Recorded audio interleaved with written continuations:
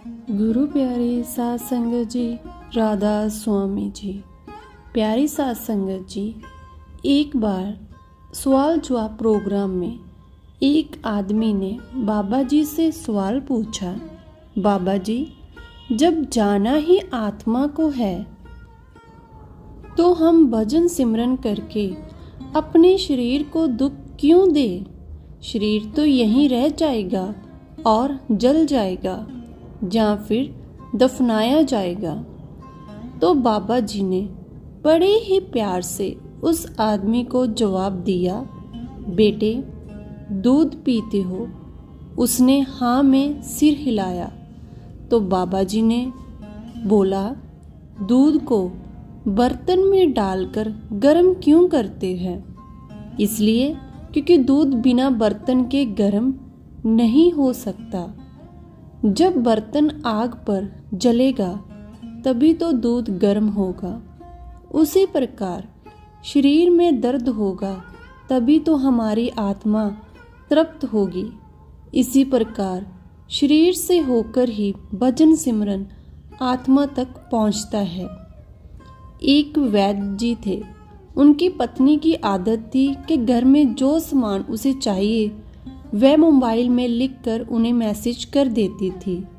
वैद्य जी दुकान पर जाकर पहले बाबा जी का नाम लेते, फिर वह पत्नी ने जो सामान मैसेज में लिखा होता उनके भाव देखते और उनका हिसाब करते। फिर बाबा जी से प्रार्थना करते कि हे सतगुरु, मैं तो आपके ही आदेश के अनुसार भजन सिमरन छोड़कर यहाँ दुकान में आकर बैठा हूँ। वैद्य जी कभी अपने मुंह से किसी रोगी से फीस नहीं मांगते थे। कोई देता था, कोई नहीं भी देता था। एक बात निश्चित थी कि जैसे ही उस दिन के जरूरी सामान खरीदने योग्य पैसे पूरे हो जाते थे, उसके बाद वह किसी से भी दवा के पैसे नहीं लेता था, चाहे मरीज कितना भी अमीर क्यों ना हो।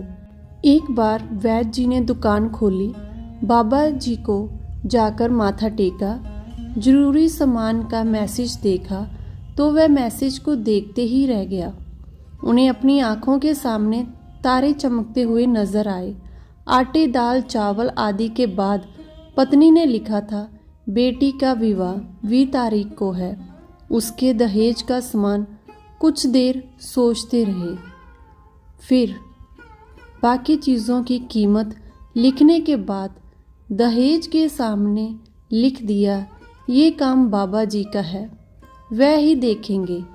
एक दो रोगी आए थे, वैद्य जी दवाई दे रहे थे।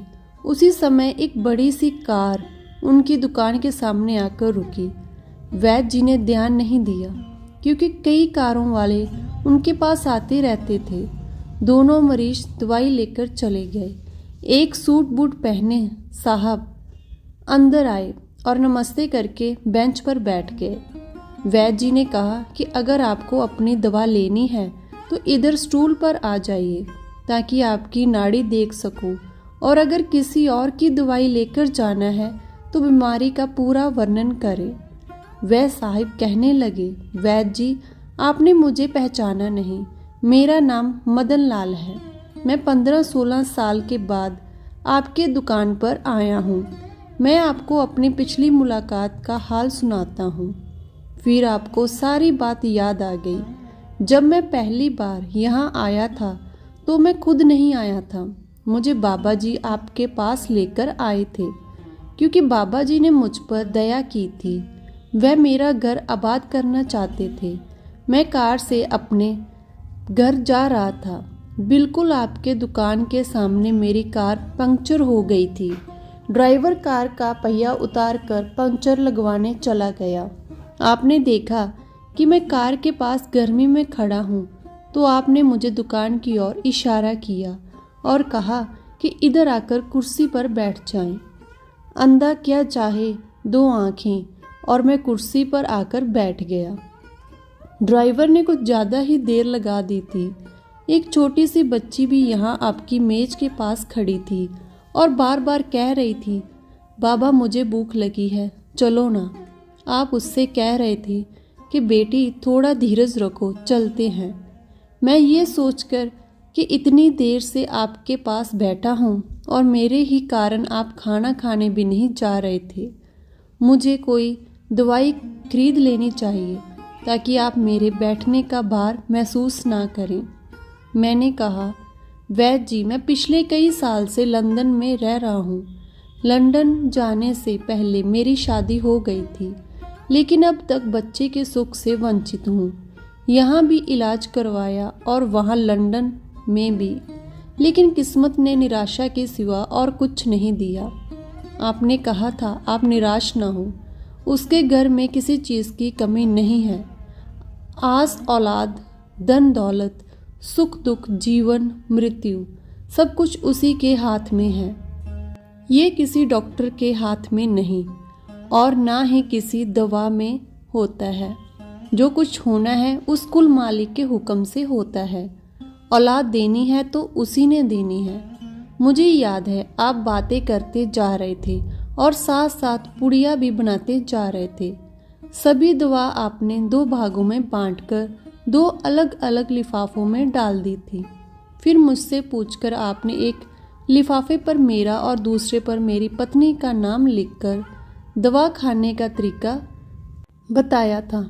मैंने तब वह दवाई बेदिली से ले ली थी क्योंकि मैं सिर्फ कुछ पैसे आपको देना चाहता था। लेकिन जब दवा लेने के बाद मैंने पैसे पूछे तो आपने कहा था बस ठीक है। मैंने जोर डाला तो आपने कहा कि आज का खाता बंद हो गया है। मैंने कहा मुझे आपकी बात समझ नहीं आई। इसी दौरान वहाँ एक आदमी आया।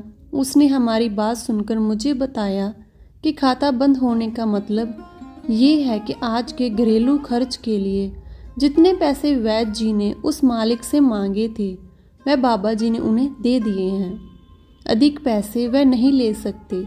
मैंने जब घर जाकर पत्नी को वह दवाई दी और सारी बात बताई तो उसके मुंह से निकला वो इंसान नहीं कोई देवता है। उनकी दी दवा ही हमारी झोली भर सकती है। आज मेरे घर में 2 फूल खिले हुए हैं। हम दोनों पति पत्नी हर समय आपके लिए प्रार्थना करते रहते हैं। इतने सालों तक काम में व्यस्त था, नहीं तो स्वयं आकर आपसे धन्यवाद के 2 शब्द ही कह जाता। इतने बरसों बाद आज भारत आया हूँ और कार केवल यहीं रोकी है। वैद्य जी, हमारा सारा परिवार लंदन में सेटल हो चुका है। केवल मेरी एक विधवा बहन अपनी बेटी के साथ भारत में रहती है। हमारी भांजी की शादी इस महीने की 21 तारीख को होनी है। न जाने क्यों जब जब मैं अपनी भांजी की शादी के लिए कोई सामान खरीदता था तो मेरी आंखों के सामने आपकी वह छोटी सी बेटी भी आ जाती थी और हर सामान में डबल खरीद लेता था। मैं आपके विचारों को जानता था कि वह सामान आप लेंगे या नहीं, पर मुझे लगता था कि मेरी अपनी सगी भांजी के साथ जो चेहरा मुझे बार बार दिख रहा है वह भी मेरी भांजी है। मुझे लगता था कि ईश्वर ने इस भांजी के विवाह में भी मुझे भांत भरने की जिम्मेदारी दी है। वैद्य जी की आंखें आश्चर्य से खुली रह गई और बहुत धीमी आवाज में बोले, मदन लाल जी, आप जो कुछ कह रहे हैं मुझे समझ नहीं आ रहा कि उस मालिक की ये क्या माया है। आप मेरी पत्नी के हाथ का लिखा हुआ ये मैसेज देखें। वैद्य जी ने मोबाइल खोलकर मदन लाल जी को दे दिया। वहाँ उपस्थित सभी लोग ये देखकर हैरान रह गए कि दहेज का सामान के सामने लिखा हुआ था, ये काम बाबा जी का है, बाबा जी ही जाने। कामती सी आवाज़ में वैद्य जी बोले, भाई विश्वास कीजिए कि आज तक ऐसा कभी नहीं हुआ कि पत्नी ने मोबाइल पर अपनी ज़रूरत का मैसेज किया हो और उस कुल मालिक ने उसी दिन उसकी व्यवस्था ना की हो। आपकी बातें सुनकर तो लगता है कि उस कुल मालिक को पता होता है कि किस दिन मेरी पत्नी क्या लिखने वाली है। अन्यथा आपसे इतने दिन पहले ही सामान खरीदवाना शुरू ना करवा दिया होता तो बाबा जी ने। वैद्य जी बोले, वाह दाता वाह, तू बड़ा महान है, तू बड़ा दयावान है। मैं हैरान हूँ कि वह कैसे अपने रंग दिखाता है।